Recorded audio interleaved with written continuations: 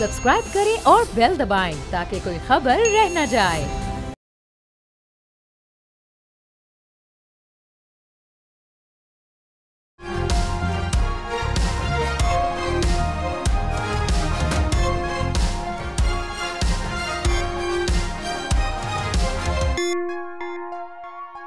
नाज़रीन अस्सलाम वालेकुम। तब्दीली विद डॉक्टर दानिश के साथ हाजिर हैं।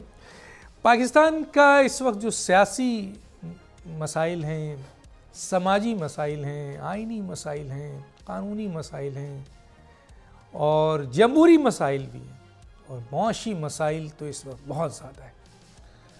इन तमाम इशूज़ पे हम बात करेंगे। आज हमारे साथ मेहमान हैं, एक्सक्लूसिव मेहमान हैं जनाब दानियाल अजीज़ साहब, साबिक वफाकी वज़ीर, साबिक chairman NRB national reconstruction bureau, एक बहुत ये बड़ा इदारा था जिसने बड़ा काम किया था, उसके चेयरमैन थे ये, और सीनियर सियासतदान, तमग़े इम्तियाज़ भी हासिल किया है। जी जनाब दानियाल अजीज़ साहब, मेरी आवाज़ आ रही है? जी आ रही है। कैसे हैं आप दानिश भाई? ठीक है, बिल्कुल खैरियत से। अच्छा सर, मैं अपने सवाल का जो आगाज़ है वो करूँगा सर मैं बल्दियाती, क्योंकि किसी भी कहा जाता है कि जमहूरियत की जो असास है वो आपके बल्दियाती निज़ाम है, और आप chairman NRB national reconstruction bureau रहे, बड़ा काम किया उस पर। लेकिन आज 2024 में MQM फिर एक दफ़ा पार्लियामेंट में बिल लेके जा रही है कि 140A में तरमीम की जाए। हालांकि सुप्रीम कोर्ट ने इसकी तशरीह कर दी है और 140A में माली और इंतज़ामी अख्तियारात नीचे तक लाने का हुक्म भी है। लेकिन सर, क्या वजूहात है कि पाकिस्तान के अंदर सियासी असास जो सबसे मजबूत है, वो सियासी जमातें इसको राइज करने के लिए तैयार नहीं हैं? हम डिक्टेटरशिप में देखते हैं कि ये राइज होता है। जी सर। असल में डॉक्टर दानिश साहब, ये इंतज़ामिया नहीं, ये अदलिया की ज़िम्मेदारी है कि आइन को इंटरप्रेट करे। जिस आर्टिकल का आप जिक्र कर रहे हैं 140A, उसमें लिखा हुआ है each province shall by law establish a local government system and devolve financial, administrative and political authority and responsibility to the elected representatives of such local governments. इसका मतलब ये है, मैं दोबारा से अर्ज करता हूँ, each province shall by law establish a local government system and devolve, यानी जो भी कानून आप बनाएंगे वो डिवॉल्व करने के लिए होगा, ना कि सेंट्रलाइज करने के लिए होगा। और इसमें जब ये आइनी तरमीम आई थी और 2/3 अक्सरियत ने बल्कि यूनानिमसली इसको पास किया था, जब रज़ा रबानी साहब की कमेटी बनी थी, तो उस वक्त ये कंट्रोवर्सी से निकल गया था और बल्कि उसको और आगे बढ़ाया गया था कि ये इलेक्शन कमीशन जो है ये तमाम लोकल गवर्नमेंट इलेक्शंस करवाएगा। और इसमें तमाम तर जो केस लॉ बना है वो एक तो पीस मील बना है, यानी झटकों में बना है। कुछ जो है गुलजार साहब ने कर दिया, कुछ बंदयाल साहब ने कर दिया, कुछ उनसे पहले हो गया, और इस तरह करके किश्तों में वो लॉ की इंटरप्रिटेशन हुई है। अब आके जो एक चीज़ रह गई है वो इसका इंटर टेम्पोरल इफेक्ट है। इंटर टेम्पोरल मतलब होता है कि कौन से वक्त पे ये लागू होना था। यानी जो 2001 में कवानीन बने जिनमें इख्तियारात की मुंतकली जो है निचली सतह तक की गई, क्या ये आर्टिकल 140 उनको महफूज ठहराता है? और उसके अलावा मज़ीद अगर कोई देनी हो तो आप दे लें। यहाँ ये आर्टिकल 140A जिसका हुलिया साकिब निसार साहब ने और बाकी सारे कवानीन की तरह इसका भी बिगाड़ दिया, क्योंकि जो शाह साहब थे लाहौर हाई कोर्ट के चीफ जस्टिस उस वक्त के, जो आजकल प्यूसिन जज हैं इसके सुप्रीम कोर्ट के सेकंड सीनियर मोस्ट हैं, उन्होंने एक बहुत ही उम्दा, बहुत ही आला फैसला दिया था और उस फैसले को अनरेवल कर दिया साकिब निसार साहब ने अजीब व गरीब कलमात डाल के, और उसकी वजह से ये आर्टिकल 140 का बीच में इबाहम रहा। और अभी भी अगर अदलिया इसका इंटरप्रिटेशन कर देती है कि जो इख्तियारात 2001 में सौंपे गए थे, कौन से इख्तियारात? एडमिनिस्ट्रेटिव, पॉलिटिकल एंड फाइनेंशियल, तो फिर इसमें कोई सुखम नहीं रहेगा और पाकिस्तान वहाँ से आगे चलेगा, ना कि दोबारा पीछे चले, चाहे इंतज़ामिया चाहे सियासी जमातें चाहे कोई भी चाहे। अब हो ये रहा है कि क्योंकि रफ्ता रफ्ता उस नहज पे हम पहुँच रहे हैं जहाँ पर इसकी हकीकी तर्जुमानी की जाएगी कि निचली सतह तक वाकई इंतज़ामी, सियासी और मालियाती इख्तियारात और ज़िम्मेदारी मुंतकिल की जाएगी, तो इसको एक अमेंडमेंट के जरिए दोबारा अलग से शुरू करने का चक्कर चलाया जा रहा है। और इससे बड़ी गलती और इससे बड़ी बेवकूफ़ी, अफसोस से मुझे कहना पड़ता है, MQM नहीं कर पाएगी। इनको ये इंसिस्ट करना चाहिए कि जो आर्टिकल 140A है इसकी मुकम्मल इंटरप्रिटेशन करवाई जाए, ना कि किश्तों में जैसे कि जुडिशरी ने किया है तो किया है, वो भी तकरीबन मुकम्मल हो गया। अब सिर्फ एक इशू रह गया है कि एंड डिवॉल्व, ये जो एंड डिवॉल्व लिखा है, क्या ये हकीकत नहीं है कि ये जो 2001 में या इस आईनी तरमीम के आने तक जो इख्तियारात मुंतकिल थे वो बरकरार रहेंगे, उसके अलावा अगर कोई करना चाहे तो कर सकता है। ये इतना सा रह गया, बाकी सारे हो गए कि इनको आप तोड़ नहीं सकते, इनके जितने भी अथॉरिटीज आपने बनाई हैं जो इनके फंक्शन से मुंसलिक हैं वो इनके ताबे होंगी, और फिर बहाल भी कर दिया गया, ये सारी चीजें हो चुकी हैं। ठीक है, तो अब अगर ये करेंगे तो ये सारा कुछ फिर अलग से शुरू होगा। माशाअल्लाह। अच्छा सर, मुझे ये बताइए जरा, इसके बाद हम आ जाते हैं मौजूदा हुकूमत पे। क्या आप समझते हैं कि मौजूदा हुकूमत जो इस वक्त बनी हुई है, जो बड़े बड़े चैलेंजेस हैं, क्या ये हुकूमत इतनी मजबूत है कि इन बड़े बड़े सियासी मुआशी चैलेंजेस को फेस कर सके? और क्या अब तक आपको इस हुकूमत की इन चैलेंजेस को फेस करने का डायरेक्शन, यानी आप समझते हैं हुकूमत सही डायरेक्शन में है सर? एक तो जो आपने पहले सवाल पूछा उस पर मेरी मौजूदाना ये अर्ज़ होगी कि जिस काम के लिए ये बनाई गई है ना तब तक ये रहेगी। और दूसरा जो आपने सवाल पूछा कि क्या ये सिमत इनकी दुरुस्त है या नहीं है, मैं आपसे ये मौजूदाना अर्ज़ करना चाहता हूँ कि जिस अंदाज से ये समझते हैं कि ये वापटा के 590 अरब रुपए जो हैं, जो टेक्निकल लॉसेस के नहीं हैं, लाइन लॉसेस के नहीं हैं, ये थेफ्ट के हैं, ये चोरी है, ये उनके अलावा है, और ये मानी हुई हुकूमत, और जो बात हुकूमत मान जाए आप समझ लें उसको 2 से ज़रब दे लें, लेकिन बहरहाल चलें यही मान लेते हैं। अब इसके ऊपर सितंबर में बहुत बड़ा फैसला हुआ कि जी होल ऑफ गवर्नमेंट अप्रोच हम करेंगे, और लोगों को जो है ना निकाल दिया गया, सस्पेंड कर दिया गया, जो जिनकी रेपुटेशन ठीक नहीं थी उनको हेडक्वार्टर्स में लगा दिया गया, और पुलिस को, रेवेन्यू स्टाफ को, डिप्टी कमिश्नर, पटवारी हजरात आनन फानन पूरे पाकिस्तान में कैंपेन चला दी। उसका नतीजा क्या निकला कि 55 अरब पे ये सारे आउट हो गए, और सितंबर के महीने में 25 अरब आया, अक्टूबर के महीने में 15 अरब, नवंबर के महीने में 10 अरब, और अब कुछ भी नहीं, और कह रहे हैं जी तो ये आप समझ लें कि 510 अरब जो है तकरीबन वो हजम कर गए।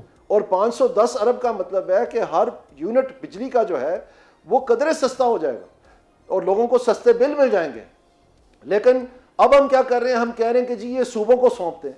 ये तो कोई हल ना हुआ, जो हल यानी आप खुद नहीं कर सके सूबों की मदद के साथ भी, वो आप कह रहे हैं कि सूबों को सौंपते हैं। आप इसका हल करें जी, इसका हल एडमिनिस्ट्रेटिव नहीं है। ये चूंकि हमें सिर्फ आती एडमिनिस्ट्रेशन है, हम हर चीज़ को एडमिनिस्ट्रेटिवली टैकल करने की कोशिश करते हैं। और ये मैं आपको बता दूं, इंसेंटिव्स अप्रोच के बगैर ये पैसे नहीं हासिल होंगे। ये चाहे जितने मर्जी एड़ी चोटी का जोर लगा ले। यही वापटा है, यही डिस्कोज हैं जो 3 साल के लिए फौज के ज़ेर एहतमाम थे। आप उस वक्त देख लें, वो कहते हैं कि जो दुम है वो 100 साल आप नाली में रखें, जिस दिन आप नाली उतारेंगे तो वो फिर टेढ़ी हो जाएगी। तो जब तक उस दुम का आप इंसेंटिव्स नहीं बदलेंगे तो फिर वो सीधी होगी, तो फिर उसका काम होगा। लेकिन इस चीज़ के बारे में इनको मालूमात ही नहीं है, इनको तरीकाकार ही नहीं पता है। और मुझे अफसोस इस बात का होता है, दिल खून के आंसू होता है, क्योंकि मेरी स्पेशलिटी ही है। मैंने की ही इकोनॉमिक्स की इंस्टीट्यूशनल रिफॉर्म में अपनी मास्टर्स है, और पूरी दुनिया में मैं लेक्चर देता हूँ इसके ऊपर, एंटी करप्शन और गवर्नेंस रिफॉर्म के ऊपर। और मुझे इतना दुख होता है ये देख के कि किस तरह से ये टकरे मार रहे हैं और इनसे उसको डेंट भी नहीं पड़ा। तो सर ये 58 खरब का जो वज़ीर आज़म ने कहा है, टैक्स की मालियाती फ़र्क है, टैक्स का फ़र्क है, मालियाती खसारा है 58 खरब, तो इसके ऊपर क्या कहेंगे? ये कौन जिम्मेदार है सर इसका? ये भी एग्जैक्टली उसी तरह, चूंकि इनको और कुछ आता नहीं है, ये अंधों में काने राजे हैं, तो ये उसी तरह जो है एडमिनिस्ट्रेटिव अप्रोच के जी पॉलिसी बोर्ड बना दें, और जी ये एक्सटर्नल इंटरनल को सेपरेट कर दें, इनकी वर्दियां बदल दें, इनको सबक सिखा दें, इनको डांटें, इनको पीटें, इनको नौकरी से निकाल दें। भाई ऐसे थोड़ी होता है, किस किस को निकालेंगे आप?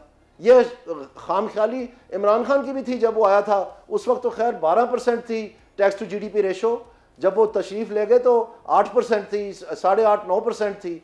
और उस वक्त कहते थे कि हम FBR नया बना देंगे, तो बन गया नया FBR। ये समझ की बातें हैं, ये सालों साल मतलब मुझे 25 साल हो गए इसका मुतालिया करते हुए, अब जाके जो है ना चीज़ें समझ में आई हैं। इतना तजर्बा मुझे हुआ, पाकिस्तान में तमाम निज़ाम मैंने बदला, पुलिस का निज़ाम, टैक्सेशन का निज़ाम, मालियाती निज़ाम, पॉलिटिकल निज़ाम, लोकल गवर्नमेंट का निज़ाम, डिपार्टमेंटल निज़ाम, सिविल सर्विस का निज़ाम, ये सब मेरे हाथों के तब्दीलियाँ हुई हैं। और इतना दुख होता है ये देख के कि किस तरह ये अनाड़ियों की तरह टकरे मारते फिर रहे हैं। और ये इसमें से FBR को ये जो मर्जी कर लें, ये FBR को उल्टा लटका दें, ये रकम इनको हासिल नहीं होगी। हाँ, एक तरह से होगी इंसेंटिव बेस अप्रोच से। जब मैं उनको जिक्र करता हूँ कि जी आप इंसेंटिव बेस, फिर मुंह में उंगली डाल के तो मेरी तरफ देखने लगते हैं कि जी वो क्या होता है। यानी इनको ये डोर सुलझा रहे हैं, इनको सिरा ही नहीं मिल रहा। अच्छा सर, ये तो आपने बताया है कि जी हुकूमत, इसका मतलब है हुकूमत की सिमत जो है वो बिल्कुल सही नहीं है। अब मुझे ये बताएं, ये गरीब आवाम जो महंगाई, बेरोज़गारी, गुर्बत, गैस और बिजली का बिल जो रोज़ बरोज़ बढ़ रहा है, पेट्रोल की कीमत बढ़ रही है, तो ये करें तो क्या करें सर? सबसे पहले कि इस सिचुएशन को और ख़राब ना करें। और ये तीनों सूबे, जहाँ तक मैंने इनके चीफ मिनिस्टर्स के बयानात सुने हैं, जैसे कि सिंध के, पंजाब के और खैबर पख्तूनख्वा के, वो सिचुएशन को और एग्रीवेट कर रहे हैं और ख़राब कर रहे हैं ये छापे मार के। क्योंकि जो रेडी वाला है, जब उसको आप गिरफ्तार करते हैं कि वो निर्खनामे के मुताबिकत में अपने निर्ख नहीं लगा रहा, तो उसको 2 दिन आप जेल में रखते हैं, वो वकील की फ़ीस देता है, इनका जुर्माना देता है, महकमे को भी कुछ चाय पानी देता है, 2 दिन उसकी रेडी नहीं लगती, वो उसको 50-60 लाख 1 लाख रुपए का नुकसान हो जाता है। तो वो जब इंस्पेक्टर 24 घंटे उसकी रेडी पे तो नहीं खड़ा, तो वो उसने कहाँ से पूरा करना है? वो फिर आने वाले गाहकों से पूरा करता है। और हैरानगी की बात यह है कि ये लोग इतने सादा हैं, ये जो हमारे हुक्मरान हैं, इनको सिर्फ एक सवाल पूछ लें कि पिछले साल का निर्खनामा निकाल के देख लें। मिसाल के तौर पर अगर उस वक्त दूध 80 रुपये किलो था, तो इस साल जो है आप फर्ज करें कि 170 रुपये किलो है। तो जब दफ़ा 3(7) के तहत ये कार्रवाई होती है, एंटी प्रॉफिटीरिंग और एंटी होर्डिंग एक्ट के तहत, उस दफ़ा 3(7) के तहत किसी भी थाने से आप जाके FIR उठा के देख लें, उसमें अगर 180 रुपये पे दूध बेचना था तो वो 182 रुपये पे या 180 रुपये 50 पैसे पे उसको गिरफ्तार कर लेते हैं। तो लोगों को तो ये प्रॉब्लम ही नहीं है कि 180 रुपये से 182 रुपये कैसे हुआ। लोग पूछ रहे हैं कि 80 रुपये से 180 रुपये कैसे हुआ। वो फर्क तो इंतजामिया खुद मान रही है, तो वो उसका कौन जिम्मेदार है? तो ये बेवकूफ़ी है, ये लोगों की आंखों में धूल झांकने के लिए किया जा रहा है, सिर्फ इसलिए ताकि महंगाई की असल वजह जो है वो छुपाई जाए, क्योंकि उससे ये सारे मुस्तफीद हो रहे हैं। और वो है शरासूत, और शरासूत इन्होंने जान के दबा के रखी। और ये शरासूत, यस, वो शरासूत है। जब ये IMF के साथ गुफ्तगू, जी जब ये IMF के साथ गुफ्तगू करते हैं, आपका क्या ख्याल है? उधर ये कहते हैं कि हम छापे बढ़ा देंगे, हम ये प्राइस कंट्रोल का महकमा बना देंगे, हम लोगों को गिरफ्तार कर लेंगे, हम निर्खनामे पे अमल दरामद करेंगे, हम जखीरा अंदोजी बंद कराएंगे। कतई नहीं, इनकी जरूरत नहीं है वहां पर ये जिक्र करें, क्योंकि वो अच्छी करारी चपेट मारेंगे, क्योंकि इनको पता है कि ये गलत है। वहां पर ये कहते हैं कि हम शरह सूद जो है वो शरह महंगाई से ऊपर रखेंगे। आप मुझे बताएं, आज शरह सूद जो है वो 22% है, और शरह महंगाई जो है वो 30% है। तो फिर आप मुझे बताएं, जब ये IMF को जाके मानते हैं कि हम शरह सूद को शरह महंगाई से ऊपर रखेंगे तो महंगाई कंट्रोल होगी, तो फिर वो क्यों नहीं अमल दरामद करते उस पर? रेडी वाले बेचारे की शामत क्यों लाते हैं, जब इनको पता है कि उसका कसूर कोई नहीं है, महंगाई ये खुद कर रहे हैं पीछे से? क्योंकि वो 22% इन बड़े बड़े लोगों की किश्त दी जाती है उस तनासब से, और वो जितना बढ़ाएंगे उतनी इनकी जेब कटती है। तो वो कहते हैं गरीब मर जाए पिट जाए, जिनको बैंक तक रसाई है उनको कुछ ना हो। और उसमें हुकूमत भी शामिल है, क्योंकि सबसे बड़ी हुकूमत जो है वो क्रेडिटर है। अच्छा सर, ये एक और चीज़ बताइए कि हम आज तक क्या वजूहत है कि रियल इस्टेट्स पे, ज़राअत की इनकम पे टैक्स नहीं लगा सके, ट्रेडिंग पे और सर्विसेज सेक्टर पे टैक्स नहीं लगा सके? यानी कहा यह जा रहा है कि अगर मरकज़ और सूबे हर किस्म की आमदनी पे टैक्स लगा दें तो बहुत से मसाइल हल हो जाएंगे। बिल्कुल दुरुस्त बात है, तो लगाए ना जी, क्यों नहीं लगाते? क्या मसला है? ये मुकद्दस गाय कितनी देर हमने बना के रखनी है, इस शोबे को या उस शोबे को या इस शोबे को? असल बात तो ये है कि जो आप 4 खरब की इस वक्त लीकेज हो रही है, जो आपने खुद बताई है 5 खरब की, वो अगर आप नहीं कलेक्ट कर पाएंगे तो अगर इनसे आप लेना शुरू करेंगे, ये जो नए हल्के आप बता रहे हैं, इनमें भी यही परफॉर्मेंस होगी। 58 तो खरब सर, परफॉर्मेंस रहनी है तो फिर 5 खरब नहीं 58 खरब। तो फिर जी 58, तो फिर गंजी नहाएगी क्या, नचोड़ेगी क्या? तो क्यों नहीं लगाते? तो ये है कि इनके पास क्यों नहीं वो। सर आप मिनिस्टर भी रहे हैं, आप पार्लियामेंटेरियन भी रहे हैं, आप इकोनॉमी को समझते भी हैं और बहुत ज़्यादा इन चीज़ों को आपने देखा है। मुझे ये बताइए क्या वजूहत है कि पाकिस्तान की हुकूमत जो है हर किस्म के आमदनी पे टैक्स क्यों नहीं लगाती है? क्यों नहीं सूबे लगाते हैं, क्यों नहीं मरकज़ लगाती है सर? क्योंकि इन्होंने मुकद्दस गाय बनाई हुई है, जिनके ऊपर लगाया हुआ है वो नहीं देते, किसी और से क्या लेना इन्होंने। और जिस दिन ये लेना शुरू करेंगे उस दिन इस मईशत का असली भांडा फूट जाएगा कि दर हकीकत ये जो सारी बैंकारी का निज़ाम है ये एक खून चूस रही है गरीब का, क्योंकि देहातों से ये डिपॉजिट लेती है और 2 शहरों में ये लोन करती है, एक कराची और एक लाहौर निस्बतन, और ज़्यादातर वो गवर्नमेंट लेके जा रही है। आपका क्या ख्याल है देहातों में वो जो बख्तरबंद गाड़ियां सारे बैंकों के सामने खड़ी होती हैं 2 दफ़ा हफ्ते में, वो पैसे लेके आ रही हैं या लेके जा रही हैं? वो पैसे लेके जा रही हैं शहरों की जानब। ये पूरा बैंकारी का निज़ाम जो है एक स्पंज है, एक स्याही चूस है जो खून चूस रहा है गरीब का, और उनको उनके बदले में महंगाई दे रहे हैं। तो जिस दिन आप उन पर टैक्स लगाएंगे तो वो ये सवाल पूछेंगे, टैक्स तो खैर वो पहले ही दे रहे हैं 18% हर चीज़ पे, लेकिन जिस वक्त आप ये भी लगाएंगे तो वो सवाल पूछेंगे कि हमारे पैसे भी सारे आप ले जाते हैं और आगे से रोब डालते हैं कि आप बड़े टैक्स पेयर हैं, और दर हकीकत वो हमारा खून पिया हुआ है आपने, और ऊपर से आप और लेने आ गए और जख्म देने आ गए। अच्छा दानियाल अजीज साहब, मैं ये जब हम ये सवाल करते हैं तो ये जवाब भी आता है कि जनाब अगर आप रियल इस्टेट्स पे टैक्स इसलिए नहीं लगता है, या ज़राअत की इनकम पे टैक्स इसलिए नहीं लगता है, या ट्रेडिंग पे टैक्स इसलिए नहीं लगता है कि ये जो लोग हैं जो बड़े बड़े माफियाज हैं, वडेरे हैं, जागीरदार हैं, बड़े बड़े बिजनेसमैन हैं, ये ख़ुद मुख्तलिफ़ सियासी जमातों के टिकट पर पार्लियामेंट में आते हैं और हुकूमत का हिस्सा हैं, तो फिर कैसे लगेगा इन चीज़ों के ऊपर टैक्स? मैं ये अर्ज़ करना चाहता हूँ, जब ये नहीं भी था ना, जब ये नहीं भी था तो तब भी यही सूरत हाल थी। इसमें पाकिस्तान के जन्मदिन तक जाना पड़ता है इसकी वजूहत ढूंढने के लिए। मैं उस मौजू पे इस इंटरव्यू में नहीं बात करना चाहता क्योंकि वो बहुत पेचीदा और लंबा है, फिर यही बात होकर रह जाएगी। लेकिन कहने का मकसद ये है कि अगर ये बिजनेसमैन या ये वडेरे वगैरह, जब अयूब का मार्शल लॉ था या ज़िया का मार्शल लॉ था या मुशर्रफ का मार्शल लॉ था, तो उस वक्त तो वो इतने असरअंदाज तो नहीं थे ना पार्लियामेंट के ज़रिए, क्योंकि वो तो थी नहीं ना प्रोविंशियल असेंबली, तो उस वक्त क्यों नहीं लगाया गया ये चीज़ें सारी। तो इसमें ये तारीख बहुत तलख है और कुछ और है। नाज़रीन एक ब्रेक पे जाते हैं, फिर वापस आते हैं। हमारे साथ दानियाल अजीज़ साहब हैं।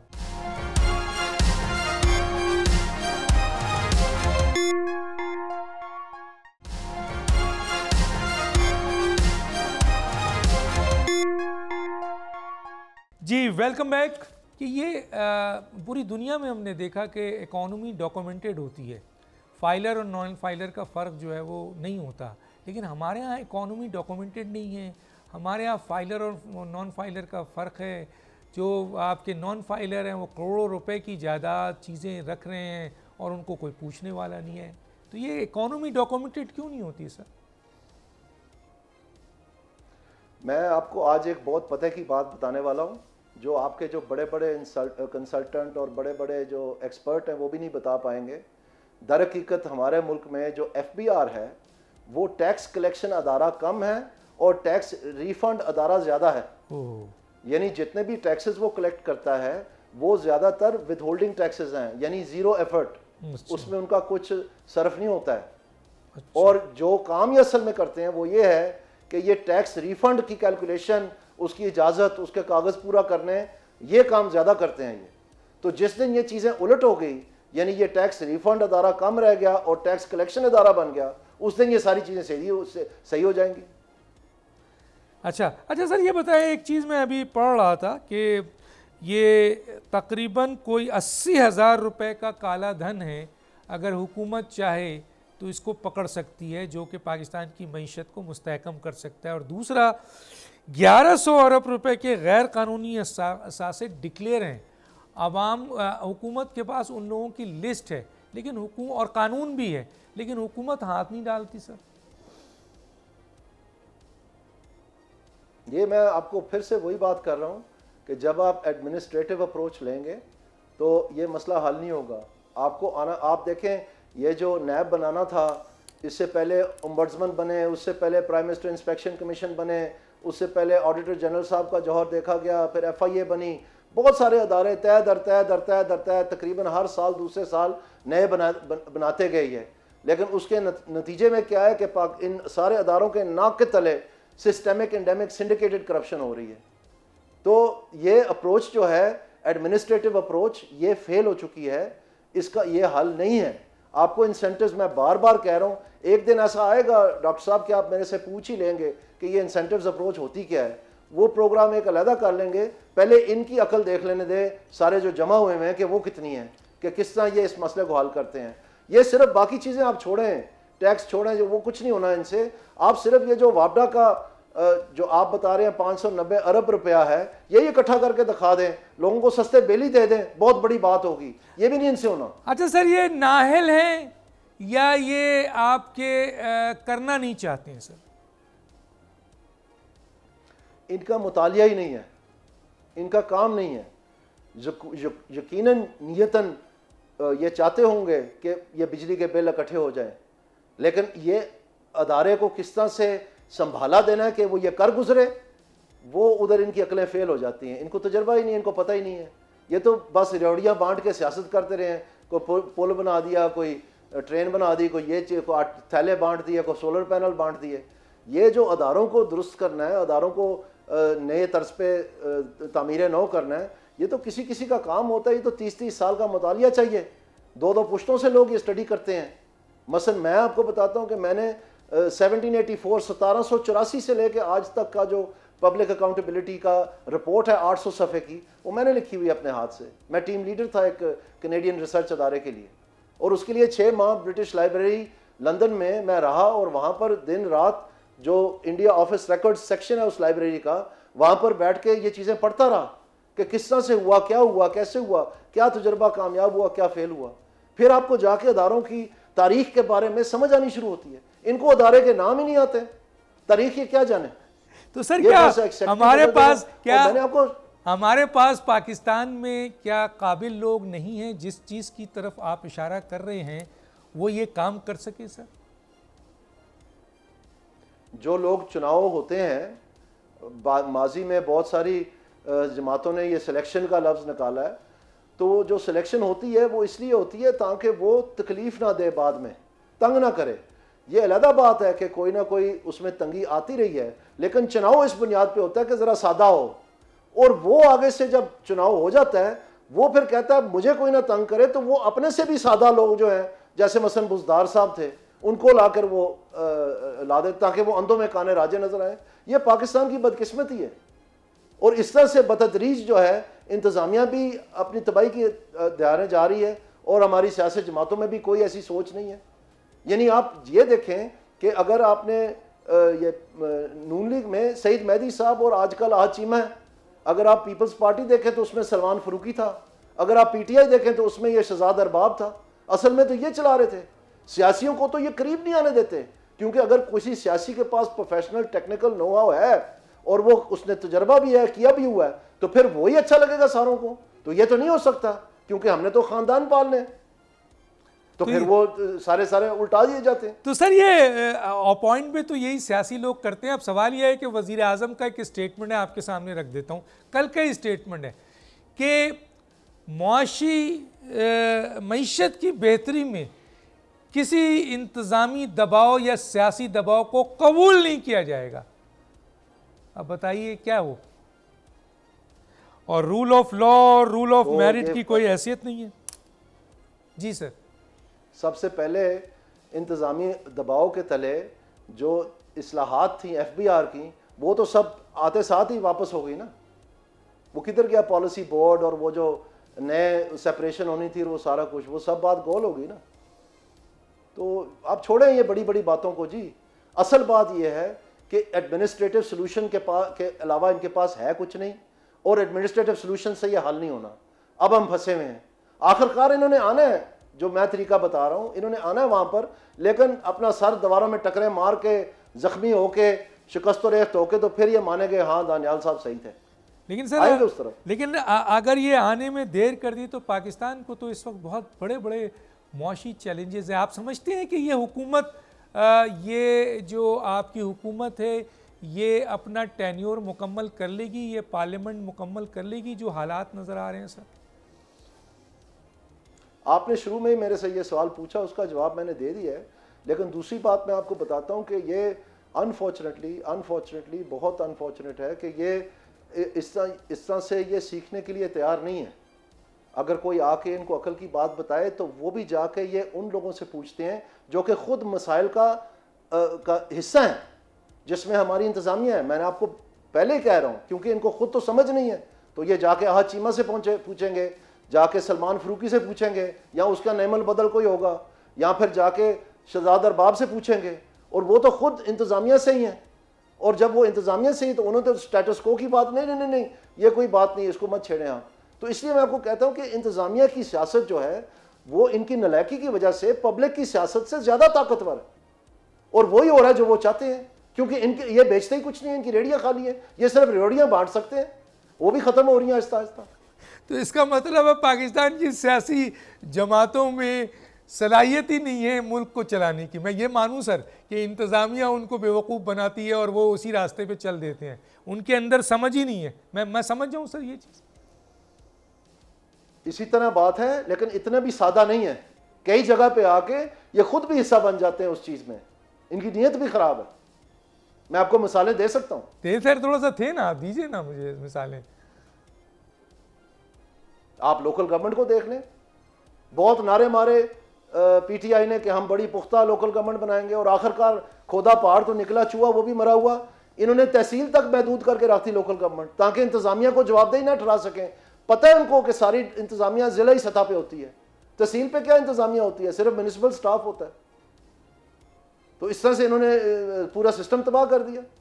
तो इसमें बिल्कुल शामिल बाजा थे सियासी जो है, क्योंकि इनको और कुछ आता नहीं है सिवाय गली नाली के। तो जिधर भी, चाहे सदर पाकिस्तान बन जाए, चाहे वज़ीर आज़म हो, चाहे चीफ मिनिस्टर हो, ये गलियां नालियां बनानी है इन्होंने, जो कि असल में लोकल गवर्नमेंट का काम है। उसके बगैर इनके पास बेचने को ही कुछ नहीं है। ये इमारात की सियासत खत्म हो चुकी है पाकिस्तान में, पैसे नहीं रहे हैं। अब तो अदारों को असरे नौ तामीर करने की सियासत चाहिए हमें, ताकि मुल्क हमारा बच जाए। उसके लिए ये क्या बेचते हैं? मेरे साथ बहस करवा लें किसी की, 3 बातें बता दें जो इंतज़ामी जौहर को या इंतज़ामिया को बहाल करने की एक सूरत हाल बन सकती है। सिर्फ 3, मैं मान जाऊंगा उनको। इनको महकमे के, इनको सर्विसेज के नाम ही नहीं आते। ये तो सिर्फ फर्दों के नाम जानते हैं जो इनके लॉयलिस्ट हैं, बस। अच्छा सर, काबीना आपने देखी, उस 19 रुकनी काबीना, कोई उसमें इस काबिल है कि जो इन चीज़ों को समझता है, या ये सब उसी लाइन पे हैं जिसका इशारा आप दे रहे हैं सर? जो न्यू इंस्टीट्यूशनल इकोनॉमिक्स है, ये एक बड़ा महदूद पाकिस्तान में और पूरी दुनिया में इसका जो सूझबूझ रखने वाले लोग हैं वो बहुत कम है। और इकोनॉमिक्स के अंदर भी ये एक महदूद शोबा है जिसको न्यू इंस्टीट्यूशनल इकोनॉमिक्स कहते हैं। इसके जो बानी हैं डगलस नॉर्थ साहब या रोनाल्ड कोस्ट या ओलिवर विलियमसन, ये मैं नाम आपको बता रहा हूँ, ये international society for the new institutional economics, मैं उसका हिस्सा हूँ। हर साल उनकी कॉन्फ्रेंस होती है, मैं जाता हूँ, मैंने भी वहाँ माजी में पेपर पढ़े हुए हैं। तो कहने का मकसद ये है कि ये इत्तेफाक की बात है कि ये नॉलेज बेस महदूद है, लेकिन ये नहीं है कि पाकिस्तान में नहीं। अगर मैं आपको टीवी पे बैठ के सारी बातें बता रहा हूँ, और मैंने पाकिस्तान के अदारे भी कामयाबी से तब्दील किए हैं, जिसके आपने जिक्र किया, शुरू में मुझे तमगा भी मिला है, तो फिर आप मुझे ये बताएं कि यहाँ पर तो है वो चीज़।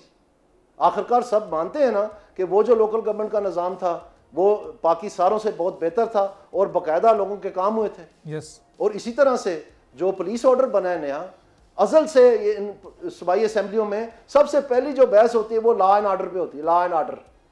और लॉ एंड ऑर्डर के ऊपर बहसें, लेकिन 1861 का पुलिस एक्ट जो है वो नहीं बदल सके, 1861 का, तो वो भी हमने आके नया बनाया। और आज जो आपको मसाइल दरपेश हैं, ये जो पीटीआई रो रही है और ये जो बाकी सारे चीख पुकार कर रहे हैं, इसकी वजह यह है कि इन्होंने पुलिस ऑर्डर इंप्लीमेंट नहीं किया और इंतजामिया भी सोई हुई है। और ये खैर उनकी तो नीयत ही ख़राब है, अदलिया भी सोई हुई है, हालांकि बेशुमार केसेस उनके सामने रखे गए थे इस मामले में। तो अगर आपने पाकिस्तान को दुरुस्त करना है, चीज़ें सब मौजूद हैं, और ये मुल्क जो है सोना है सोना, इसको तबाह किया जा रहा है। अच्छा सर, ये जो तबाह किया जा रहा है इसके असल जिम्मेदार कौन है? आप किसको असल जिम्मेदारी देंगे? पॉलिटिशियंस को देंगे, आप इसको अदलिया को देंगे, आप इंतज़ामिया को देंगे, आप इस्टेब्लिशमेंट को देंगे? इसके असल जिम्मेदार कौन है सर? देखें, जो अवाम है ना पाकिस्तान की, वो वोट देती है इन मसाइल से निकालने के लिए। हल जो है वो उनको पास होना चाहिए जिनको वोट मिलते हैं, जिस तरह का भी हल वो है तो वो करके दें। सो मैं समझता हूँ ये जो इक्वेशन है, जो बुनियादी इक्वेशन है पाकिस्तान का, कि अवाम का भरोसा बिल आखिर सियासी बरादरी पे है। तो ये जितने भी मसाइल हैं जो मैं आपको जिक्र कर रहा हूँ, इसमें कोई शक नहीं कि ये बहुत पेचीदा हैं और पुराने चले आ रहे हैं, लेकिन अब ये जमा होकर पाकिस्तान का अवाम का गला घोटने के मुकाबल हो गए।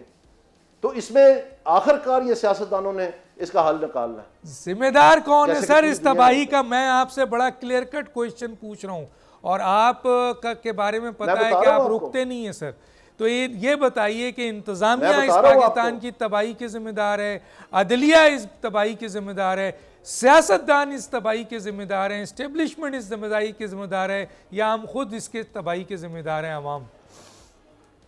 सबसे पहले ये अदलिया, इंतजामिया और इस्टेब्लिशमेंट, ये तीनों एक ही चीज़ है, तो इसको इंतजामिया ही कह लेते हैं ये क्वालिफाई करके, और जिम्मेदार ये इंतजामिया है। लेकिन उसका हल जो है उस हद तक जिम्मेदारी हमारी सियासियों की है कि ना ये इनके अवाम के वोट लेके, उनकी उम्मीदें लेके, उनका एतमाद लेके वो इनका सामना नहीं करते, वो इनका हिस्सा बन जाते हैं। तो ये तो सर लाइन से 4 नंबर गेट पे खड़े होते हैं अपनी बारी लेने के लिए सर, तो ये कैसे उनसे इंतज़ामिया से टकराएंगे सर? इसलिए कि इंतज़ामिया को उनको खुद चूंकि टेक्निकल नॉलेज नहीं है, तो इंतज़ामिया उनकी मजबूरी है, और उनका चुनाव भी इसलिए होता है कि वो मजबूरी रहे उनकी, और आगे से फिर ये जो चुनते हैं वो ऐसे चुनते हैं जो इनसे कमतर हो ताकि ये अच्छे लगे। मैंने आपको मिसाल दी है अभी। ठीक। अच्छा सर, मारूसी सियासत पे थोड़ा सा बता दें। हमारे यहाँ तो मारूसी सियासत है सर, काबिलियत, अहलियत सिर्फ इस बुनियाद पे है वज़ीर आज़म वही बन सकता है जो किसी कायद का बेटा हो, किसी बड़ी सियासी जमात का हिस्सा हो, भाई हो, बहन हो। तो काबिलियत तो हमारी ये है सर, तो मुल्क कैसे आगे जाएगा? मेरे ख्याल में जिस हद तक अगर लोग वोट देते हैं तो फिर तो ठीक है, लेकिन अगर आपने फॉर्म 47 की पैदावार को मुसल्लत करना है तो फिर तो मेरे ख्याल में ये बहुत बड़ी ज्यादती है। तो ये जो मौजूदा हुकूमत है, आप मानते हैं सर ये 47 की पैदावार है? सारे केसेस हुए हैं इलेक्शन कमीशन में, उनके फैसले आप सुनते जा रहे हैं। तो फॉर्म 47 का मतलब है कि फिर तो अवाम इस हुकूमत के पीछे नहीं खड़ी है। ये तो साफ जाहिर है जी। आपको एक मिसाल मैं दूं, कितनी मिसालें दूं? दानिश अजीज साहब, आपको यहाँ रोकूंगा। नाज़रीन, एक छोटा सा ब्रेक, फिर वापस आते हैं।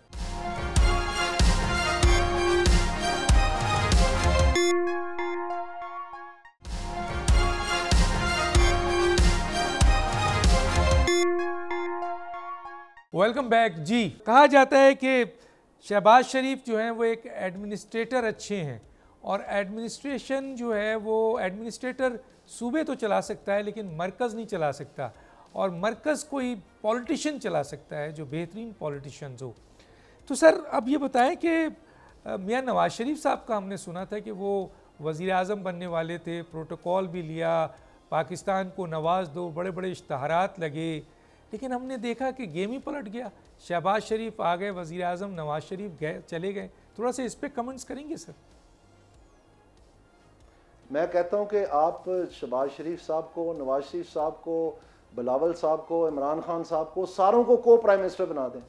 सिर्फ एक सवाल पूछ लें कि ये जो वापडा की चोरी है ये वापस करवा दें, और जो ये टैक्स की चोरी है FBR में 58 खरब की आपने बताई है, 580 खरब की, ये वापस करवा दें पाकिस्तान की आवाम को, ताकि यहाँ पर तरक्की का बोलबाला हो और हमें आने वाली नस्लों को मज़ीद कर्ज में ना डुबोना पड़े, तो मैं मान जाऊँगा। इनके पास कुछ है ही नहीं बेचने को भाई, कुछ फ़र्क नहीं पड़ता, जिस मर्ज़ी को बना लें। मैं आपको बता रहा हूं, इनके पास सारी, इनको चलाने वाले खुद रिटायर्ड ब्यूरोक्रेट्स हैं, उन्हीं ने तो तबाही मचाई है, तो वो कैसे ठीक करके देंगे? ये सारा कुछ नहीं हो सकता।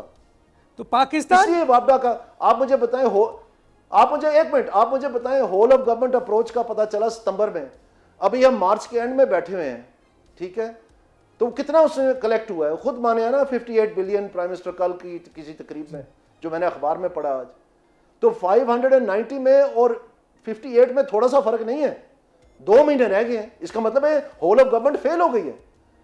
और अब ये कह रहे हैं कि हम सूबों की जिम्मेदारी ठहरा देंगे क्योंकि उनके पास थोड़े से पैसे हैं एनएफसी की वजह से, कि उनका सत्यानाश करें आप। और भाई इसका हल दे, अगर आपके पास नहीं है तो साइड पे हो, या माने कम से कम बुलाएं लोगों को, फिर किसी से अकल ही ले लें, पाकिस्तान तो बचा लें, बिजली के बिल सस्ते कर दें। ये नहीं कर सकते। मैं आपको बता रहा हूं, पाकिस्तान की इंतजामिया की जो सियासत है, बार बार ये दोबारा जुमला सुन लें प्लीज, ये कोई आम जुमला नहीं है, मैं एक बड़ी बात करने जा रहा हूं कि पाकिस्तान की इंतजामिया की अंदरून सियासत पाकिस्तान की अवाम की सियासत से ज्यादा ताकतवर है। yes. इसलिए वो होगा जो उनको सूट करता है, चाहे अवाम मिट जाए। तो इस करप्ट तरीन इंतजामी निज़ाम को तोड़ा कैसे जाए सर? एक मिनट इस पे आप बोलिए और फिर मैं आपके इलेक्शन पे जरा आऊंगा सर। इसमें वाज़ेह तौर पर मैं आपको बताना चाहता हूं कि पाकिस्तान में जो हमारा इंसेंटिव स्ट्रक्चर है इंतज़ामिया का, वो परवर्स है। ये एक लफ्ज़ है अंग्रेजी का जो कि लिटरेचर में इस्तेमाल होता है, न्यू इंस्टीट्यूशनल इकोनॉमिक्स में। परवर्स का मतलब होता है मनफी या नेगेटिव। और इनको एक पॉजिटिव इंसेंटिव फ्रेमवर्क चाहिए, और उसमें उसकी प्राइसिंग और उसकी एडमिनिस्ट्रेशन, यही तो सारा कमाल है। कौन करेगा सर, कौन करेगा? वो ये दोनों एक दूसरे के वो हैं, लाजिम व मलजूम हैं, और दोनों बेनिफिशरी हैं। तो जब इस करप्ट निज़ाम के बेनिफिशरी सियासतदान भी है, इंतज़ामिया भी है, तो सर फिर ये अल्लाह मियाँ कहाँ से करेंगे सर? किधर से होगा सर? डॉक्टर साहब बड़ी मेहरबानी आपकी। आप मुझे ये बताएं कि जो आज मैं आपके साथ गुफ्तगू कर रहा हूँ, ये गुफ्तगू का अंदाज जो है या ये मुतालिया जो है, ये किसी और ने आपको पेश किया? सवाल ही पैदा नहीं होता सर। आप रोज टीवी देखते हैं माशाल्लाह। Yes sir. आखिरी 2 मिनट है, ये बताएं सर, इलेक्शन आपका इलेक्शन, हमने सुना था कि आप, जब हम लाइव ट्रांसमिशन में थे तो उस वक्त हम सुन रहे थे कि आप बड़ी मार्जिन से जीत रहे हैं, फिर क्या हो गया सर? मेरे इलेक्शन में तो इंतहाई दर्जे की ज़्यादती हुई है जी। मेरे साथ तो 9 मई वालों से भी बुरा सलूक किया गया, और मैंने बहुत तहकीकात की हैं इस बात की, और वो तहकीकात एक नतीजे की तरफ पहुंच गई हैं और उसके सबूत भी मौजूद हैं। लेकिन वक्त से पहले मैं नहीं चाहता कि मैं पाकिस्तान को उलझा दूँ। पहले ही काफ़ी मसले बने हुए हैं ये जुडिशरी के साथ और ये बाकी चीज़ें जो हैं, और मैं चाहता हूँ कि पाकिस्तान में जो मसाइल हैं, जैसे कि ये बिजली के बिल की निर्ख कम करना, जैसे कि महंगाई को ख़त्म करना, जैसे कि बेरोज़गारी का ख़ात्मा यकीनी बनाना, जैसे कि FBR को दुरुस्त सिमत में चलवाना, ये अहम चीज़ें जो हैं मैं चाहता हूँ कि इनके ऊपर हम फोकस करें। और मैं तो, मेरे साथ तो पहली दफ़ा ज़्यादती नहीं हो रही, ये 2008 में भी हुई थी, उस वक्त की हुकूमत ने की थी। लेकिन मैं तो जैसे फिर से दोबारा आ गया था, मैं तो मेरे ख़ानदान की सारी सियासत जो है वो अपोजिशन की रही है, इसलिए हमें ये चीज़ें इतनी मैटर नहीं करती, क्योंकि हम लोगों के दिलों में बसते हैं, वो मिटाए नहीं जा सकते। हम फिर आ जाएंगे, कोई बात नहीं, ये वक्ती तौर पर थोड़ी सी सख्ती हमें सहनी पड़ी है। ठीक है दानियाल अजीज साहब, किसी स्टेज पर हम आपसे इंसेंटिव पे बात करेंगे जिसका जिक्र आपने किया है, जाहिर है उसके लिए एक अलग प्रोग्राम हम करेंगे आपसे। आपका बहुत कीमती वक्त से हमें टाइम दिया। नाज़रीन, ये थे दानियाल अजीज़, साबिक वफाकी वज़ीर, साबिक chairman NRB national reconstruction bureau और सीनियर सियासतदान। वक्त खत्म हो चाहता है, डॉक्टर दानिश को इजाज़त दीजिए। अल्लाह हाफ़िज़।